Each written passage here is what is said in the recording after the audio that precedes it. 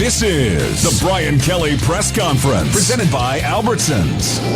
Going into year 2, we understand a lot of those things necessary to be competitive and win games. Now it's how do you do it week in and week out. The season finale coming up against the Aggies of Texas A&M. Touchdown, Mighty Tigers!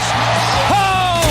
Coach Kelly is coming up, but first, from inside the Capital One studio on the campus of LSU, here are your hosts, former Tiger Gordy Rush, and the voice of your Fighting Tigers, Chris Blair. Once again, good Monday morning, Tiger fans. We head into Thanksgiving week. We also head into the final regular season game of 2023. It'll take place this coming Saturday morning as Texas A&M comes to town and takes on your Fighting Tigers of LSU. Of course, the Tigers coming off of a non-conference win, demolition of Georgia State on Saturday, 56-14, a final. Again, another night where the record books, they had to dust them off. Well, I guess they got most of the dust off the week before, but they dusted it off a little bit more, added a few more lines, moved a couple of guys up on lists, and a couple of news and notes as we get started. Gordy, good to see you this morning. The Biletnikoff Award named their semifinalists. LSU, the only school with 2 on that list, of course, deservingly so. Brian Thomas Jr. and Malik Neighbors. Neighbors leading the country in receiving yards, and of course Thomas leading the country in receiving touchdowns. Jaden Daniels, for the 5th time this year, named SEC Offensive Player of the Week. We tried to go back, Gordy, and find out, is there a record, again, once they started doing these SEC awards each week. It's hard to tell, but Joe Burrow won it 5 times, named 5-time Player of the Week in 2019. So Jaden Daniels now, as he matched him with 8 touchdowns on Saturday, following suit with the great Joe Burrow. And again, LSU with an excellent night with the win over Georgia State. You know, I guess, Gordy, not the surprise, the score, not the surprise. Again, it's still just incredible to go out there and watch these guys do what they do. Daniels, of course, putting up huge numbers. 3 receivers over 100 yards. That's only been done once before. That was in 19 in the Texas game. The difference is all 3, Neighbors, Thomas, and Kyron Lacey, over the century mark, and everybody had a score. So that's the first time that's ever happened.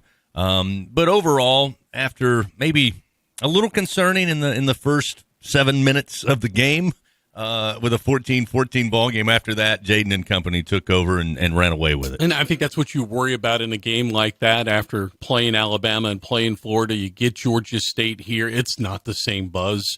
I've run at a tunnel before, Chris, and it's just not the same intensity. And you've got to be able to go out there and perform with the same sort of standards that Coach Kelly and his staff expect. You've got to have that sort of focus. And I thought offensively, for the most part, they were solid. 8 different drives. They all ended in touchdowns. It, like you said on the broadcast, it wasn't the sharpest outing, but certainly the statistics were there. And as the game went on, LSU settled in. The defense made a couple stops, and offensively they continued to roll. Yeah, you mentioned when you get these type of matchups late in the year, and you could look around the SEC for those in non-conference games where there were a lot of sluggish play, at least out of the gate. I think from a score standpoint, Alabama's win over Chattanooga, they had no trouble, and LSU's win. Of course, it could be worse. You could be on the plains, and New Mexico State getting $1.8 million to come over there and get not just a win, but a dominating win. In the game defensively, I know you talked to Coach Kelly after the game. I'm sure he'll touch maybe on it here in a little bit. You know, Georgia State came out, they ran some tempo. We mentioned they've got some really good skill players in their quarterback, who is a dual threat. Marcus Carroll's an excellent running back. He's in the top 5 for rushing yards in the country. And Lewis, a really good receiver. And once they got that motion going a little bit early, I think it took LSU's defense just some time to kind of settle in. It did. And look, you know, a place like Georgia State, there's some great programs in that conference. You and I have talked about it, and Georgia State beat Tennessee up in Knoxville a couple of years ago. They're going to a bowl game, right? And they got out to a fantastic start, and then have lost a number of games here in the back end of it. But Sean Elliott is coached in the SEC, was the interim at South Carolina. He had a good game plan. They went tempo. They scripted the first couple series, knowing that they'd get a lot of base coverage out of LSU. They took advantage of it, and as the game went on, LSU and Coach Matt House, he was able to make some adjustments. They played a little bit more press coverage out there on the perimeter, and they did a better job of taking away some of the run game. So defensively, they were able to get some stops and get their cleats in the ground and finish out the game on a better note than what it started. Again, 56-14 LSU, by the way, scoring on every drive until they finally just wanted to end the game. But now 13 straight drives, Jaden Daniels in this offense has scored a touchdown, which is just, it's just phenomenal to watch. I mean, it's almost, I say this, and I know we're going to have a big game, which we'll talk about, Texas A&M coming up, one of the better defenses, if not statistically the best defense LSU will face this year.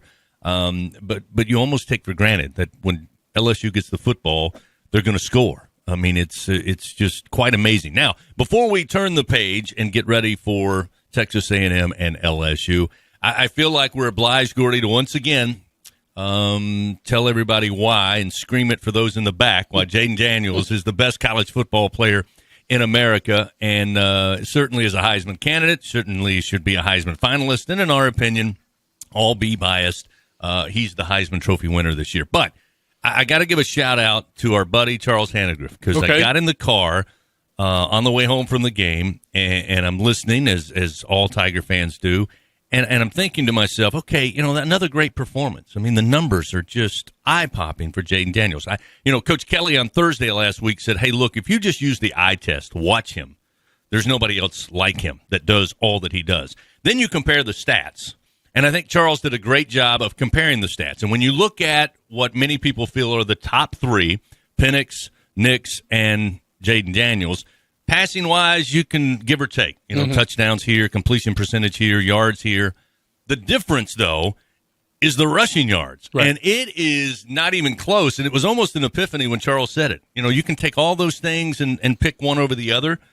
But, I mean, he's got 1,014 rushing yards, most rushing yards in a single season by an LSU quarterback.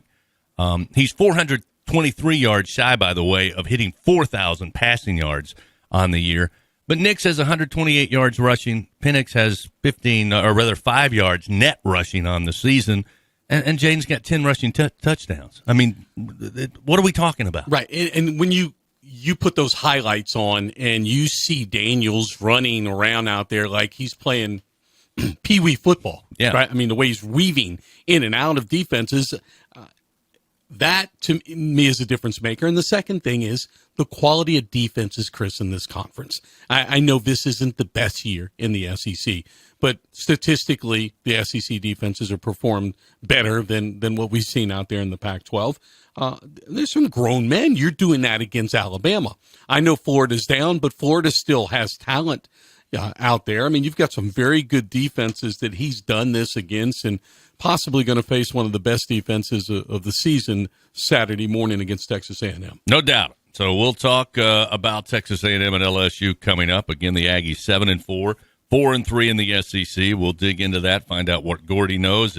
It'll be LSU, Texas A&M once again to finish up the regular season this Saturday morning at 11 o'clock. We'll continue with that coming up at 12 noon. Coach Brian Kelly, well, he'll tell us about what he thought from last week and the preparation this week for the Aggies. Stay with us. It's the Brian Kelly press conference, easy for me to say, brought to you by Albertsons. Swinging at Golf Suites, your #1 destination for golf, food, and fun. Whether you are looking to enhance your game using state-of-the-art TrackMan technology or simply want to relax and enjoy an ice-cold beverage and delicious meal on our 6,000 square foot deck at Golf Suites, we guarantee a good time and even better company. And there's more. Whether it's a corporate outing, a birthday bash, or any group event, Golf Suites is your go-to venue for both small and large gatherings. Golf Suites. It's time to find your sweet spot. At Albertsons, curbside pickup is easy, but delivery is even easier. Try our new Fresh Pass program and enjoy unlimited free delivery on all your grocery needs. We're offering even more perks like 5% off some of our best brands like O Organic and Open Nature. Plus, even more rewards that never expire to use on gas or free groceries. Start your free 30-day trial today when you sign up for Albertsons Fresh Pass and get free delivery anytime and exclusive perks. Visit Albertsons.com/FreshPass for program detail. Albertsons, fresh foods, local flavors.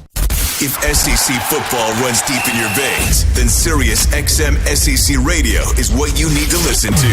We're talking conference and team previews, plus hear live games, news, and analysis from experts like Chris Doering, Aaron Murray, and Max Starks. Go in-depth with your favorite team with coaches shows, championship specials, and more. Get inside SEC football like nowhere else. Feed your fandom on the Sirius XM app. Stay up to date anywhere you go. Just download the app and start streaming. Tiger fans, this is Eddie Kennison, former LSU football wide receiver. If you know me, you know I'm all about making big plays. Tigers win! Tigers win!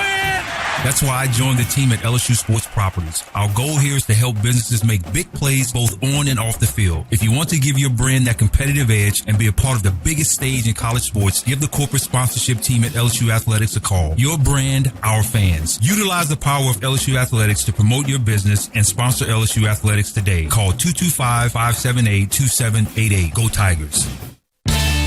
Coach Kelly is just moments away from previewing the week for the Fighting Tigers. This is the Brian Kelly Press Conference, presented by Albertsons.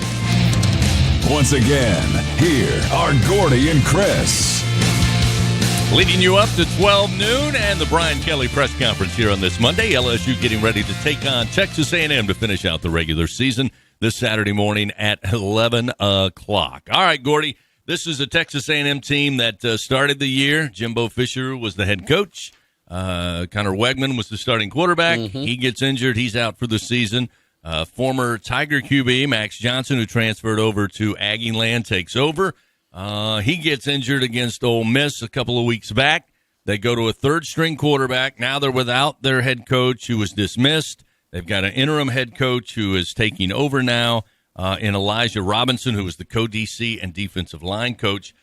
So there's been a lot of changes. And the one constant, though, that I think you've already touched on is the fact that defensively this is a Texas A&M team that's near the top in all statistical categories, whether you take the entire season or you break it down into conference games. They're pretty stingy on defense. They're very stingy on defense. They have a veteran defensive coordinator in DJ Durkin, who's been at Florida, was at Ole Miss most recently, was a head coach in Maryland, was under Jim Harbaugh at Michigan, a great resume. And he's been solid since he's gone over the College Station. They have arguably the best front seven, I think, that LSU's going to face this season. The question marks have been on the offensive side of the football, Chris, and that was the problem the last couple of years under Jimbo Fisher. They brought in Bobby Petrino, the former Arkansas head coach, and really that hasn't solved which has just been a mess on offense. They've been inconsistent, and they just have not been able to execute. And when you look at their talent, you kind of shake your head. This is a talented 22. They're too deep, as solid as anybody in the SEC. They've just underachieved this year. It's interesting because last week they took on Abilene Christian, and as we said, not every team came out firing on all cylinders. They had to create their own excitement, and they were able to do so. They pull away with an easy win. But, a lot of the talk this season, preseason and during the season, was this: here's what Jimbo likes to do, here's his philosophy, here's Bobby Petrino, here's his philosophy. Were they meshing? And a lot of people just felt like, based on what they were seeing, it wasn't. Now, you can't do a lot of great things or change a lot of things in a week or two, but something tells me that at least now, going into this game, as bad as Texas A&M wakes up every single day wanting to be LSU, sure, that now it looks like whatever restraints, whatever governor was on Bobby Petrino, that may be gone. Now, again, he's not got a full weaponry as far as injuries are concerned for his offense, but we could see just about anything on Saturday. Yeah, I think so. And I think especially when you look at what Florida and Georgia State did the last two games, they went tempo, they spread the football field, they both had quarterbacks who were able to make plays in space. I think the first question is Jalen Henderson going to start at quarterback? He started the last two games. Max Johnson was injured in the Ole Miss game and sat out this game with a rib injury. Who's Petrino going to start there? I can argue that they have the best three-man rotation of receivers that LSU has faced this season, and they've got Evan Stewart, who as a freshman was incredible.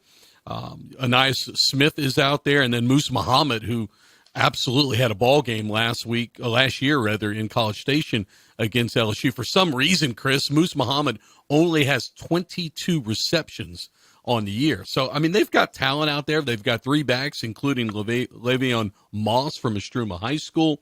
They've got people. They just haven't put it together, and you can bet Bobby Petrino doesn't have anybody to keep him in check that he's going to roll everything out. Yeah, it's going to be interesting because, we'll wait and see. There may be more word later today or certainly as the week moves on as to whether or not Johnson was kind of held out because it was Abilene Christian or if he's a question mark going into this week. And then you mentioned Moss, who had just 1 carry in the backfield. They also have run by committee, not all that dissimilar from LSU for the most part. But having those guys back, I think when you look at the last 2 games, with Johnson at quarterback versus who we've seen the last 2 weeks, it's 2 different offenses just simply because of what the skill set Henderson possesses. Yeah, he's the leading rusher of all the quarterbacks on the season and playing 2 games, 98 yards, and he can dual threat guy. And a lot of people have run that modern day triple option against LSU with a jet motion in which they've been able to either give the ball to the running back or the quarterback keeps it. And then the last 2 weeks, we've seen people have success moving their quarterback on half rolls and things of that nature. So, that is it a situation with Petrino? Hey, we're fired anyway. I see what the next guy says. I'm going to play who I want to play. That's an interesting storyline. Do you get Henderson, who's had success recently, or I think everybody knows the Max Johnson story, who left LSU to go to Texas A&M. If he's healthy, do you play him and start him at quarterback? Well, I heard you visiting with Coach Kelly after the game. Mm-hmm. I also heard Patrick Wright talk to a couple of Tigers, and all of them at one point or another pointed to last year's regular season finale in College Station where, argument could be made LSU was an outside chance to go to the college football playoff had, things happen. But certainly that was kind of taken away with that, regular season loss. And they all kind of mentioned it, that they hadn't forgotten it. Right. Now, the other side of that is Texas A&M, as I said. They wake up every day. They want to be LSU in the worst way. So they're going to be ready to go. And I don't want to say house money. It really felt like Georgia State had house money. Mm-hmm. They're not supposed to come in here and do much. But for Texas A&M, you touched on it. We're going to have a new coaching staff here within, a month probably.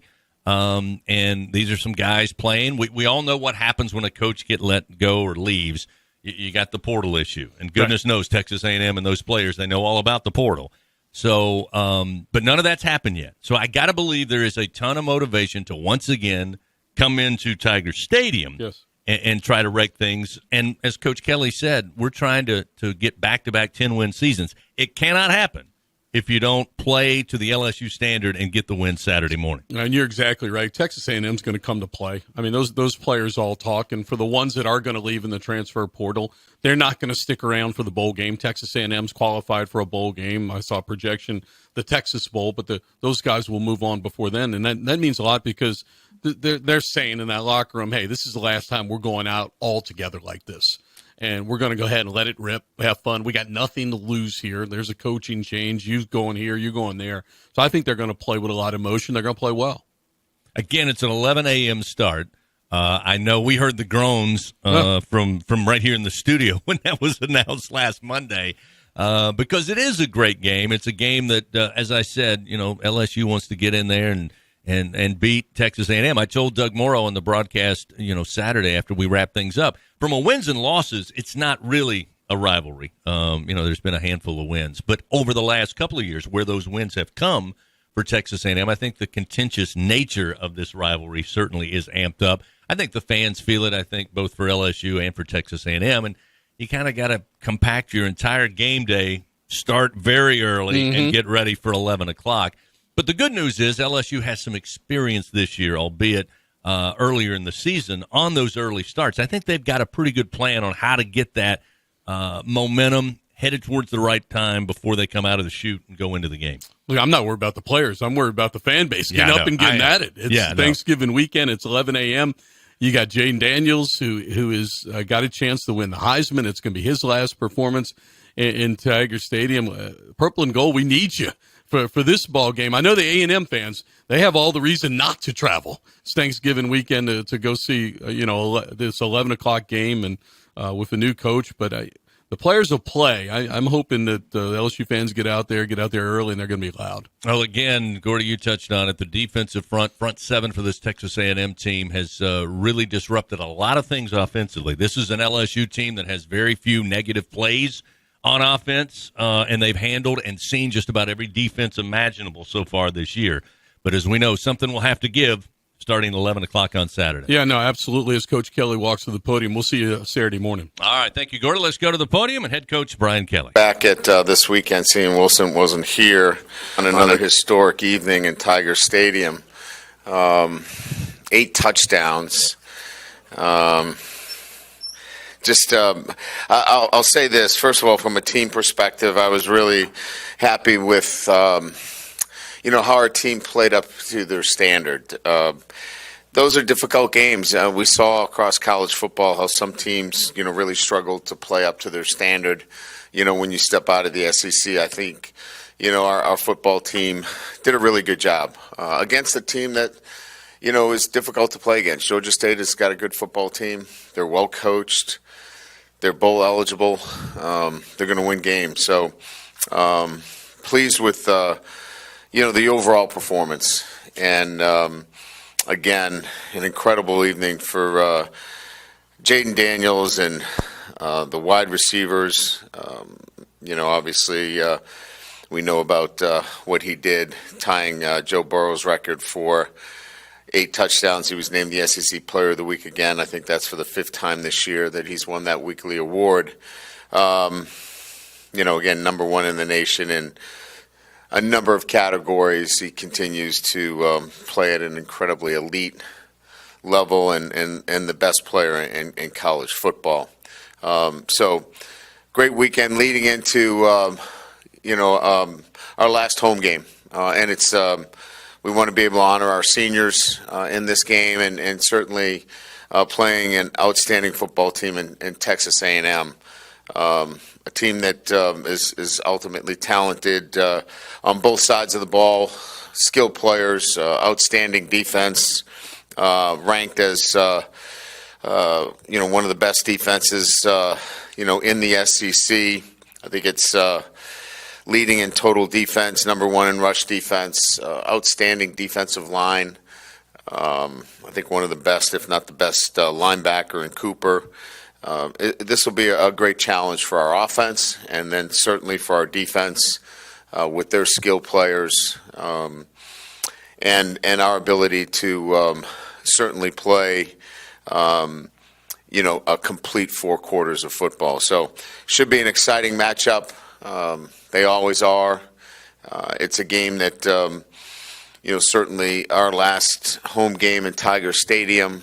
We're looking forward to the challenge, and it should be a great football game. So with that, we'll open it up to questions.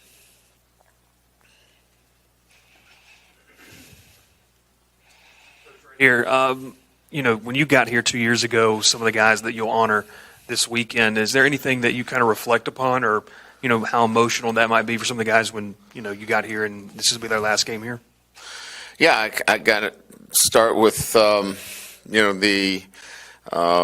first meeting, with these guys in terms of, their commitment to our process and building a foundation for this football team. There haven't been many opportunities for me to thank them. These are the opportunities that you get a chance to thank those guys that have helped build the foundation for our football program. So this will be that opportunity that I get. Brian, obviously the circumstances are completely different because it was last season, but was there anything that you learned from losing to Texas A&M at the end of the regular season last year that you want to maybe apply to this week in order to avoid a loss here at the end of the season? Yeah, I mean, the circumstances are different, on the road versus being at home. Certainly, we had, it was our first year of, learning how to deal with success. We already wrapped up the SEC West title. I think maybe we didn't handle success the right way. Certainly that's not the case this year, so circumstances a little bit different. I think our football team has a great deal of respect for their opponent and have played consistently to the standard necessary. So I just think that this has all been about, leaving a legacy, and that is another opportunity to win 10 games. And they have that chance to finish the season strong, and this is an important game for them. Hey, Coach, right here. Malik Neighbors is first in yards and also yards per game. He's fourth in touchdowns, and he's sixth in the nation in receptions per game. Do you think he should be joining Jaden in New York for a chance to win the Heisman? Yeah, those are pretty lofty numbers, but I think you have to include, Brian Thomas's numbers, and Brian, I think, rivals Marvin Harrison's numbers right now, and he's in conversation for the Heisman. I think if you take both my receivers, those two in what they have done could easily be in that conversation. So if Marvin Harris isn't in that conversation, I don't know why, both Brian and Malik wouldn't be in that conversation. So, again, all you have to do is look at the numbers. But I think that's probably why, if you want to look at numbers, Daniels' numbers are starting to pull away from everybody. He's nearly 1,000 yards in total offense ahead of the next candidate. So if we want to look at numbers, this race is starting to distance itself. Yeah, Coach. You mentioned A&M's defensive line talent. Just what have you seen from them? What do you know about them? And obviously, what's the challenge for your offensive line? Yeah, it's just that. First of all, there's depth on the defensive line. Physically gifted athletes at all levels, inside and out, and they have versatility. Their defensive linemen can play anything from a 0 technique to a 5 technique. Great versatility, great athleticism. As I mentioned, Cooper's all over the field. You got to know where he is.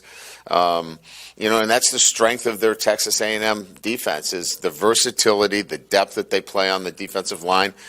They, and they're aggressive. Coach is an aggressive defensive play caller. They mix things up very well, especially their third down packages. You've got to be on your toes. You certainly have to do a really good job in protections and protecting the quarterback. And, you've got to be able to find a way to, mitigate some of the potential negative plays. Coach, in this whole Heisman discussion, how much do you think strength of schedule should be part of the criteria? Well, I think that there's so many different things that people look at, when they have a ballot. They're looking at strength of schedule. They're looking at wins and losses. They're looking at consistency and performance. And I think if you examine it, through, I think there's so many different components. But when you break it down, it's the eye test as well. So I could probably agree with a number of different components, but when a guy takes over a game in the manner that he has all year, I think that really shifts it more so than, really getting down to specifics. And I guess that's why it would be much more difficult if it was a non-Power 5, performance. They would kind of scrutinize that. All the candidates that are up for it are equal in terms of Power 5 candidates playing a high-level schedule. Coach, a couple of quick ones, if I could. Senior Day, it's my understanding Josh Williams might have another year if he wants it, and then Kyron Lacey, somebody like that, could he have another year? Sure. Do you have some guys like that? Yeah, we do. Yeah, and each year, we go through this process where, you could have a couple senior days. It's one of those kind of situations where, we're really working off of their academic calendar. Not necessarily their eligibility calendar. So we want to be able to honor them off of their academic calendar and what they've done in the classroom. And so there is that opportunity that somebody could come back because we're still dealing with the COVID year as that additional year of eligibility. So like other stops that I've had along the way, I've had multiple pictures on senior day with players, and this could be the case as well. And real quick, fans have wondered where has Whitweek's been in terms of. He's been injured. Yeah, he's been injured. He had an accident that left a nasty gash in his foot, and he wasn't able to play at the highest level. We could probably got him in the Georgia State game. That was my decision not to play him. I did not want to. Put him in a game where, he pops 2 or 3 of those stitches, and then we didn't have him for A&M. We're going to need him this weekend. Hey, Brian. Logan Diggs, if I'm not mistaken, wasn't on the sideline on Saturday. Can you confirm if he was with the team and then his availability for this week? He was with the team. Okay. Yeah, he was with the team. He should be available. He's been dealing with an upper body injury. He's in good stead with the team. So he was with us at the hotel. He was with us throughout. He may have popped inside for a little bit, but he was with us throughout the entire week of preparation. He tried, diligently on Thursday. We put him through a pretty good workout on Thursday. We just felt like, again, with the depth that we have at that position, we wanted him. He's a guy that initiates contact. He's a physical runner. We wanted him 100% for an A&M. Coach, a two-parter on your interior defensive line. Do you have a feel if Mekhi Wingo's going to come back for another year? And in recruiting, do you have a number between high school and transfer portal that you're going to need at that position? Because it's going forward, that could be one of your bigger needs. Yeah, we're going to recruit Mekhi. Mekhi's got to make a decision, relative to whether he thinks, coming back for another year is in his best interest. We're obviously going to give him a lot of data in terms of what we think is in his best interest, and we'll let him and his family and those that are helping him make his decision, process through that. But yeah, he's in that boat of trying to make a decision, and we'll give him all the data that he needs and all the information. Certainly, we'd love to have him back. So that position in itself, the defensive line, interior help is where we're looking, to help our football team. We think we're in a pretty good position at the edge of our defense. We need to get bigger, and so I think the defensive tackle position will be probably the area that you'll see us, move aggressively. I believe our good friend Wilson wrote an article about this, but could you speak to the specifics of Jaden's off-season preparation or maybe in-season preparation with the VR headsets and the throwing in California? How much of that do you think has helped him make this leap? Well, I think the mindset of a player and what he needs to do to move to that next level. Look, everybody has a choice, right? You can choose to be good. You can choose to be great. You can choose to be elite. He chose to be elite. And so then what are the steps that you have to do?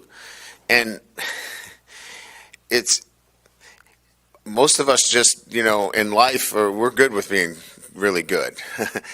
He wanted to be elite. And so he had to take some measures to get there. And it was early morning training. It was utilizing all of the modalities that were available to him, from VR to training in California to additional film study to footwork and training that he had not done before. So I would say that this was a choice of wanting to be elite, and he made those choices. We just provided him the resources necessary for him to get there.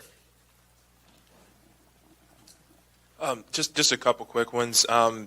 Just curious what your thoughts are on, in your experience, facing a team like A&M that's kind of dealing with an interim situation, and just what you can expect from those kinds of teams and kind of playing, for a lot still. But just and then also secondary had a question about J.K. Johnson and how his recovery from his injury is going. Yeah, so you could spend the day thinking about, well, A&M is without a head coach. What's their mindset? How are they going about this? And I've been in this long enough to know that whatever side of that they come out on really doesn't matter. It's about how we prepare. Because I just believe if we do a great job preparing and we perform at our level, we're going to have success. So I respect the question and understand why you would ask it, but we just have to focus on our preparation. We've got to prepare really well against a good football team. And so that's how we'll go about it.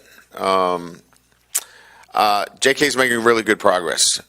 It's an injury that requires time more than anything else. And the time element is giving him the opportunity. I think this week, I could be off by a few days, but I think he gets into the Alter G, which is the non-weight bearing treadmill, where he'll begin running. And so he's making pretty good progress. Hey, Brent, back to the question about an interim. Are there any differences? I know it's just one game, but any differences you noticed with Texas A&M in the one game with an interim as opposed to what you prepared for with Jimbo? No. There's the quarterback was different, without, Johnson being in there. But other than that, the offense is a little bit different. They tend to be in a little bit more of read option kind of mode. But other than that, it's still an aggressive defense. They still want to run the football. They still want to be balanced. But didn't see anything different from them. No. What did you make of after the 14 points Georgia State scored to, shut them out the rest of the way? And then just over the past month, how do you assess defense and strides made? Yeah, resiliency is probably the best way. We had a couple of false starts. We were anxious a little bit. They hit a ball down the field on one of our freshman corners who didn't play the ball in the air. We didn't fit a blitz. Other than that, we played pretty good defense. We tackled much better. Our fits were excellent with our defensive line. I think the defensive line improvement has probably been the greatest in terms of the last month. And then we're just playing a lot of young players on the back end that are growing and getting better. And that's just a process of them getting out there and playing. And getting experience, whether it's, Ashton Stamps or Javid Torviano, those guys just need to get out there and play. So I would say really good, progress with our defensive line, and then the young players in the back end of the defense getting more comfortable being out there. They were a little nervous early on, played a little tentative, and I thought they played a lot more aggressive when we allowed them to get up there and press and play more competitive. So saw some pretty good progress there. And I think the last thing that I will say is fourth down stops. We had very few fourth down stops earlier in the year. We've had a number of fourth down stops now over the past month, and that's a good sign. How do you approach Thursday? Do they have the day off? No. We'll practice early in the morning. We'll finish up around 11:30, 11:45. We had our big meal Sunday, as a team, and then we'll get them in and out of here pretty early by noontime, and let them, for those that are close enough to get home, to be with families. For those that don't, the coaches will take in the remaining players. Yeah, I guess just your past history. Is this week any different in your preparation? Do you have to do more early to make sure it holds, or is it really hard on the Well, classes end on Wednesday at 12:30, so we'll have plenty of time with our team. It's an early start, so, you're changing your routine up a little bit. We'll get to the hotel a little bit earlier on Friday to make sure that we finish up a little bit earlier Friday night, because we'll have an early morning on Saturday. And just one softball, if I can. What are you thankful for this year? Yeah, I'm just thankful for, the opportunity to, be with my guys and develop them, in all facets. It's been fun watching this team grow. We've had our ups and downs. It's not been easy, but just watching the guys grow and overcome some adversity in some tough times, and watching them, get better. It's been fun, and I'm thankful for that. Hey, Coach, I think after the Florida game, you gave a shout-out to Josh Williams and Noah Kane. What does senior day mean for two guys like that? Maybe haven't played as much, but have stuck around through the process. Yeah, and it's kind of answering the question earlier. It's a chance for me to thank them personally for, what they're doing for this program, and that is modeling, what a great teammate is and how to do things the right way. Many times you don't have that opportunity to show your team, what it's like to be a great teammate, what perseverance is, what patience is, what it takes to be successful is sometimes you've got to be patient. And in this life that we live today, in this world, patience is not sometimes given enough highlights, and I think that this is that opportunity where I can thank him for all that. Brian, I was too busy keeping up with Jaden's numbers the other night, but did Andre Sam... I was too busy watching him. He kind of made me dizzy. Did Andre Sam return to the game, and his injury status on anybody else? Yeah, he did not return to the game. He will be a go for this weekend, so he is he's cleared. The only other injury situation we talked about Witt. We wanted to be careful with him with the foot injury. And then Logan, he's cleared for practice for Tuesday. So that's really it in terms of we're in a pretty good position going into the final week of the season. Yeah, well, he's been cleared for practice. He's been limited in terms of what he could do with the stitches. The stitches were taken out Sunday, so those stitches are out. He's full go, time to play. Just to clarify real quick with Logan, you said earlier he should be available. That would be for Texas A&M then? Yes. Okay. Yes, sir. And then with Malik Neighbors, the way y'all have used him with motions this year, was that something that you intended to do going into the season, or has it been kind of a product of seeing what defenses have done to try to take him out of games and then adjust to that by moving him around as much? No, it was a plan going into the season that we were not going to be able to put him into the short field and utilize him in the manner that we needed to. We felt like if he stayed at the W position, he was going to get double zoned. He was going to get press coverage. He was not going to be allowed to get off the line of scrimmage. So kind of a plan that I've had always with my number one receivers, that we're going to move them around, stack them, get him into different looks. And you've got to be able to learn. The one thing Malik's done is he's learned all three positions. He knows the X, the Z, and the W. And if you want to catch a lot of balls and you want to get a lot of yards, you better learn all three positions. Because if you can't, you can't be as versatile. And so good for him. He's learned all three, and it's really going to help him moving forward. So what's got to be on the Thanksgiving table that you have to have? Cranberry sauce. I'm from New England. You got to have it. Oh, cranberries for sure. Yeah, for sure, no doubt. Yeah. Jaden's probably got the best shot of a player you've had since Manti Te'o. Absolutely. Yeah, and arguably the best shot, because I think Manti was a bit of a long shot as a defensive player. But he player. did finish second. I mean, he did finish second. Yeah. Yes. Yeah. Do you feel like you've been more vocal about Jaden's candidacy than you were with Manti? Yes. Yes. And why so? Because I truly think he's the best player in the country. I've been watching him, and I've watched the other players, and I think they're terrific players too. I really do. But what he's doing is so different in terms of what I've seen in my career, in terms of pushing the ball down the field, the accuracy in terms of dropping balls into tight coverages, running the football, and the, I would say, assertiveness in which he's throwing the football.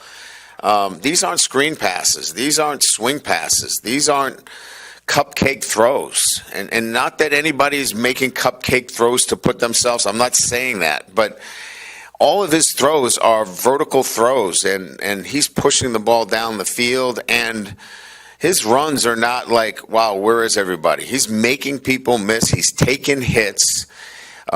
He's taken hits to run the football. Like, I think we can count on, and everybody's watched him, I think we can count on our hand the times he slid. He doesn't slide. I mean, he shows toughness. And that guy's a football player. And he's playing the game of football at a level that I have never seen before. Would you say Texas A&M is the best defense you're going to play this year? Yeah, I mean, I think, in terms of their versatility, in terms of what they do, yes, this is the best defense we'll see. So with Jaden and your other players not having a championship game, does this kind of set up a platform or a stage for them to really, prove their worth even more considering who they're going up against? They're excited about playing Texas A&M. Yeah, absolutely. Yeah, it's a great challenge for them, and they're excited about it, no doubt. Coach, in the past here, sometimes the program has been caught short on the offensive line. How much of an emphasis did you place on that, and how much do you think that helps you moving forward, no matter who your quarterback is and who you're recruiting? Yeah, it was job one. It was the first thing that I had identified that we needed to address before we got into anything else was the offensive line. I just feel like you can't put an offense together until you put your offensive line together. And so that was priority one, and then we'll build it out from there. Look, I had knowledge of the success LSU's had in terms of recruiting wide receivers, so that wasn't a mystery. So I'm not like some savant that figured this out. But I knew that the offensive line needed to be addressed, and we needed to focus there first. Now, obviously, we have to focus defensively and build that defense to the level that the offense has been built. And then we'll have the kind of roster and balance that we need to win a championship. Yes. Hey, Coach, right here. Assuming you're probably going to get a lot more questions about Jaden Daniels throughout the week and even beyond. What in particular, what stands out to you about his last two historic performances, past two games? I think I've used this word a couple of times, maybe 100 times. He is so decisive. Like, there is no question about what he sees and how he acts. We got drop 8 for the first time in a little bit, and he did not want to run. He was looking and trying to find a window to get the ball out, Last year when we got drop 8, it was, see ya, I'm running. So just that decisiveness has been probably the biggest change. Thank you. There you have it, Coach Brian Kelly with this week's press conference presented by Albertson. Good news. May see a couple of Tigers come off injury, certainly over the last several weeks. So we'll keep an eye on that as the week moves ahead. And LSU gets ready to take on Texas A&M coming up on Saturday morning. We'll take a quick break, come back, couple of program notes, and then we'll send you on your way. It's the Brian Kelly press conference presented by Albertsons. It's time to score big with healthcare decisions this enrollment period. With a Medicare Advantage plan from People's Health, you get more benefits than original Medicare for no monthly premium. Benefits like $0 copays for primary care and virtual doctor visits. Part D prescription drug coverage, including $0 Tier 1 and Tier 2 generic drugs. A quarterly allowance for over-the-counter items. Plus coverage for hearing aids, dental services, and glasses or contacts. Call People's Health to learn more. 1-855-633-4207. Unrivaled content, unprecedented access. LSU Gold, powered by Bayou Traditions, is the only place for exclusive behind-the-scenes content featuring your favorite LSU teams. It's all access to the Tigers, all year long, from pregame warm-ups to postgame celebrations and every moment in between. You can watch LSU Gold anywhere, anytime, and on your favorite device. Go to lsu.gold today to sign up for your free 7-day trial, so you can be there for each step of LSU's championship journeys. That's lsu.gold. If SEC football runs deep in your veins, then Sirius XM SEC Radio is what you need to listen to. We're talking conference and team previews, plus hear live games, news, and analysis from experts like Chris Doering, Aaron Murray, and Max Starks. Go in-depth with your favorite team with coaches shows, championship specials, and more. Get inside SEC football like nowhere else. Feed your fandom on the Sirius XM app. Stay up to date anywhere you go. Just download the app and start streaming. Hey, Tiger fans 12 and younger, don't miss your chance to be a part of Mike's Kids Club. Presented by Shell, the exclusive kids club of LSU Athletics. Join Mike's Kids Club for only $25. Get the official Mike's Kids Club t-shirt, free admission to select LSU athletic events, and much, much more. To learn about upcoming events and to join, please visit lsumkc.com. The Mike's Kids Club, presented by Shell.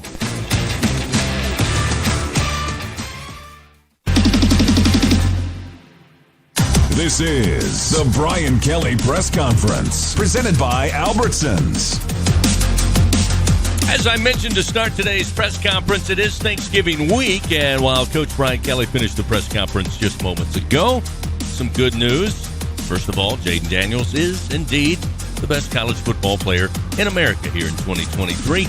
Also, some Tigers going to come off injury possibly this week in the regular season finale.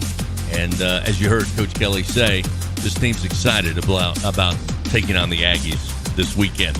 Well, coming up tonight, we'll have a special Thanksgiving week Brian Kelly show live from TJ Ribs. It all starts at 7 o'clock. Hope you'll come out and join us. Tried to move it up a little earlier in the week, not to bother anybody's Thanksgiving celebrations on Thursday. So again, the Brian Kelly show, special night coming up tonight from TJ Ribs at 7 o'clock. Then on Saturday, it is an early start.